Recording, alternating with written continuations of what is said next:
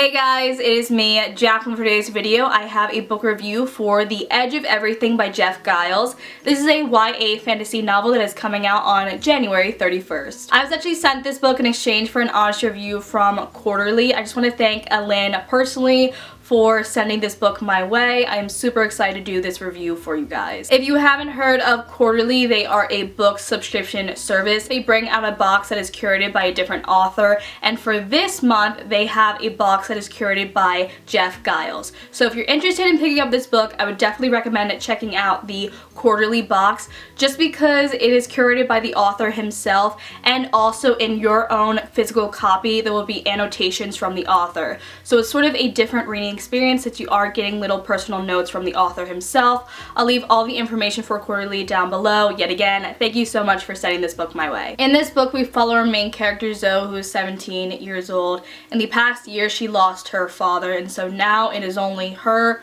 mom, and her brother. One night the mom decides to go grocery shopping because there is a huge storm coming, and when she actually leaves, she leaves too late and actually gets stuck in the storm. So pretty much now it is only Zoe and her brother left at their house. One thing happens after another, and Zoe and her brother actually get attacked by this man, and they actually get saved by another man who Zoe later calls X. I know the summary I just said was very vague, but I have to say one of the main pros I had for this book is how it easily captures your attention and takes you on this journey. It does a really great job at executing what exactly is going on and sort of building on to this story. Continuing on with the pros, another one I had was the writing. I really enjoyed it yet again.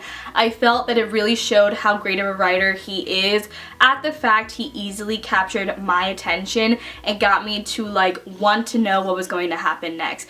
He did a really great job at opening up this book and really making it easy for us as readers to just jump into this story. Moving along, the next pro I had was X. I found that aspect to be very well done, and that's what really made this book entirely unique. You know, trying to figure out who X is, what he does, and everything like that. And as the book and the story progresses, we slowly got to figure that out more and more, and I really enjoyed that, and I found it was really different. I thought the idea behind him was really interesting. Another pro I had was actually the one character, Jonah. She is Zoe's brother, and I don't know why, he was just so adorable, and I love seeing him and Zoe's sibling relationship. At first it seemed a little off-putting to me personally, but as the book progressed, we really got to see them progress even more.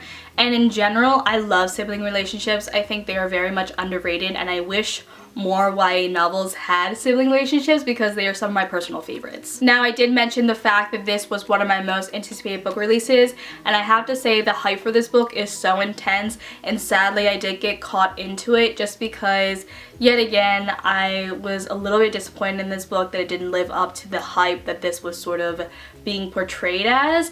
I wish I didn't even really look into the hype because maybe I would have really enjoyed this book even more, but because I saw so many 5 out of 5 star reviews, I was expecting myself to love it that much as well, but it did fall flat for me. And there were really two aspects that I really found it fall flat for me, and they both actually had to deal with two separate relationships. So the first relationship I have, I'm actually talking about more than the other one, and that is the romantic relationship between Zoe and another character. I'm not going to say who that other character is. You can probably guess, but I'm just not going to say it because...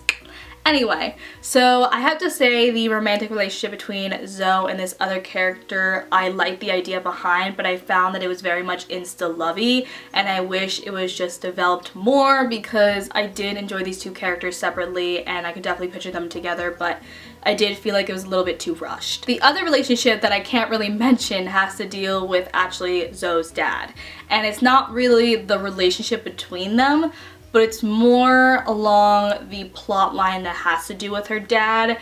I felt that was a little bit underwhelming as well. I was expecting a little bit more from it, and I was just like, So that was sort of a disappointing factor. Now the final thing I wanted to quickly mention was our other characters. So not just our main characters, but our secondary characters, and even some more irrelevant characters that we only see like once or twice. I found those characters would be really interesting because they did actually add some substance to the story, and I particularly found some of them very enjoyable. Overall, I did enjoy this book. I gave it a 3.5 out of 5 stars. I would definitely recommend checking it out, and if you are interested in picking it up, definitely check out the quarterly box because it is such a unique sort of reading experience, getting to see the author annotations and everything like that. So that was my book review. I hope you guys enjoyed it. Let me know down below in the comment sections what you thought of my review, or if you pick up The Edge of Everything, what you thought of the book, and I'll see you guys in my next one. Bye!